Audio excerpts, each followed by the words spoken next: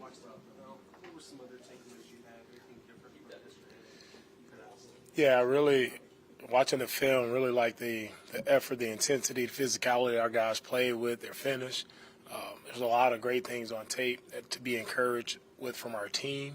Just overall, it's just executing the fine details of what we're asked to do. Right, that's what it takes to win those tough games, and that's where we lack just a little bit. But we're close. We're very close, and our guys know that. We left a lot of plays out there that we could have made to flip that game in our direction. Credit to Atlanta, they did. They played tough. I think the game's flipped on third down. Right, they got stops on third down, and we didn't get stops defensively, and that's where the game flipped for us. We have to be better there, be more dialed in and more on it, and we'll have improvement there. In the first half, Andy appears on first and second downs. He's towards the top in terms of carries, and he's towards the top in terms of facing loaded boxes. What do you think is the reason for that, and how do you guys overcome that? Yeah, when it comes to the run game, I think it's collective. It's all of us. I feel like our guys, they did a great job of blocking yesterday in the run game, and as we all know, the margin for error is slim in this league. So it's tight holes or guys. There's one guy in the hole. We have to be able to make a guy miss. We have to force some missed tackles there. But I think the guys blocked it well yesterday. We just have to stay after it, right? Encouraged with what we did up front yesterday from a run blocking standpoint and also in pass protection. So really proud of what the O-line is doing for us. We just have to make explosives when we can. When it's there, it may be slim, but we have to make them pay. With the real question, why do you feel like Devin Singletary maybe didn't get as many touches this game as not the game, or what was that? With Devin not getting those touches, that's more flow of the game, and us as coaches, we have to do a better job of getting Devin more opportunities. Do you think possibly having continuity on the offensive line to potentially help you roll with run blocking? The continuity will help, but I definitely feel like that our run blocking has been there. Guys have done a much better job throughout the past couple of weeks of finishing, no matter who's in there, targeting, finishing the proper way. It's there. We're very close in the run game. We'll stay after it. It's where we want to be better. We know we can get better there, and we will show improvement there. How much has Jalen Petrie being back, being healthy, and helped your defense over the past couple of weeks? Jalen has done a great job. Jalen, he brings definitely some instincts, playmaking ability to our defense, and the communication factor on the back end. A lot of communication and checks that have to go into play there on multiple plays, and Jalen does a really good job of communicating, does a really good job of flying around, being instinctive, and he always seems to find himself around the ball, and that's what I love about Jalen. In terms of red zone offense, try to get Tank down the ball with the run game versus some before. What do you think changed in that game, just in terms of trying to work with Tank in the backfield? Just different looks for our offense. Try some different things with Tank. Just try to utilize him to his skill set, utilizing his speed, utilizing his playmaking ability. So that's why you saw Tank in the backfield on a couple plays. Working with Jake Mullen in the red zone much. How is it working with him? What is it that he kind of brings as an offensive coach in that kind of role? Yeah, it's with our red zone offense. I think yesterday it wasn't more so red zone; it was more of us on third down where we didn't make things happen, and that started by second down, a couple negative runs on second down that kind of put us behind the sticks there and forced us into a couple longer third downs than we would like. Want to be in third and manageable, and we weren't there, so it made it tougher. But overall, offense is doing really good things, right? We just have to continue to press forward, continue to be precise on our details, and we'll see points show up when that happens. Tank's injury, how do you feel about the depth with John Mechie and Xavier Hutchinson that you have to fill in, and with him, not asking for a prediction on whether he play, just how's he doing better today or doing a little bit better? Tank is in the protocol, and we'll see how he progresses throughout the week. Hopefully he starts to feel better.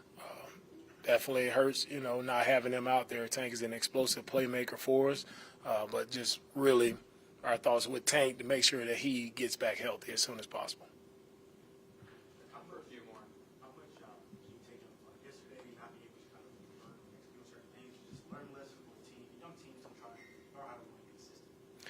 it's a great learning lesson yesterday, right? We were close, and we feel like we should have finished that game. But for me, it's a great teaching moment for our guys to really understand like what it takes to win games in this league. They're all the games are going to be tight. It's going to come down to one possession. Right? We're going to be close. We're going to be in games. But what does it take to win games and not lose games? Are you on your job every time the ball is snapped? A lot of people look at the last plays and the last drives, but there are a lot of things that happen in those first 3 quarters where probably shouldn't be in that position, right? So how dialed in are we on every play of the game? To me, every play is the play of the game, and if you don't look at it that way, and it's a mistake. What did you learn about CJ's drive in that last one? It was very encouraging to see CJ, young quarterback, right, not flinch. Right, last drive of the game, we needed to go down and go score. He didn't flinch, operated with, precision. Everybody was on it. The ball placement, the decision-making, right, just overall collective as offense, seeing them drive down, it was encouraging. And that's what you want to see. It was true poise from a young quarterback. And that's what it takes to play the toughest position in sports. It takes poise, and he has it. All right. Thank you, guys.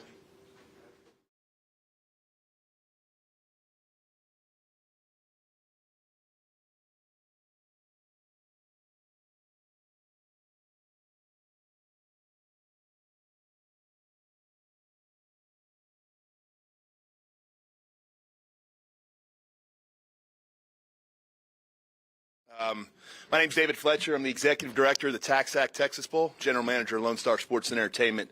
And on behalf of our partners at ESPN, I'm here today to announce our 2023 Gridiron Legends class. And we're very honored to have 3 of our members of the Gridiron Legends here today to join us. For those of you that aren't familiar with the Gridiron Legends, it's really one of the true legacies of the TaxAct Texas Bowl, an opportunity for us to recognize the greatest icons that have contributed to football in the state of Texas at the high school, collegiate, and professional levels. As I mentioned, very honored to welcome 3 of our legends here today. 2014 class member, and you know him as the General, Mr. John McClain. 2013 member and Pro Football Hall of Famer, one of the greatest players to ever grace this community. Just call him Doom, Dr. Doom, Robert Brazil. And member of this year's class, which we'll announce here momentarily, College Football Hall of Famer, 1991 Doak Walker Award winner, and Rice All-American Trevor Cobb joining us here today. With that, I'll announce our 2023 class, and it is as follows. College Football Hall of Famer, 1991 Doak Walker Award winner, and Rice All-American from Pasadena Dobie High School, Trevor Cobb. Pro Football Hall of Fame member, NFL 100 all-time team member, and Houston Oilers great, Bruce Matthews. College Football Hall of Famer and Dartmouth College standout from Colorado City, Texas, Murray Bowden. Our nominee in partnership with the Greater Houston Football Coaches Association, the legendary 5-time Texas State Championship winning coach and Texas State Hall of Fame member from Katy High School, Gary Joseph.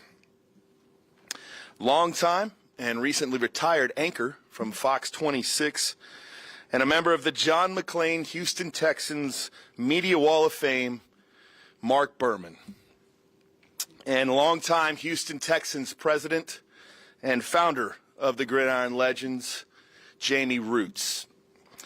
This year's class will join the 101 previous members that have made up the Gridiron Legends and will be recognized on the field at the 2023 TaxAct Texas Bowl, matchup between the Big 12 and the SEC here at NRG Stadium on Wednesday, December 27th.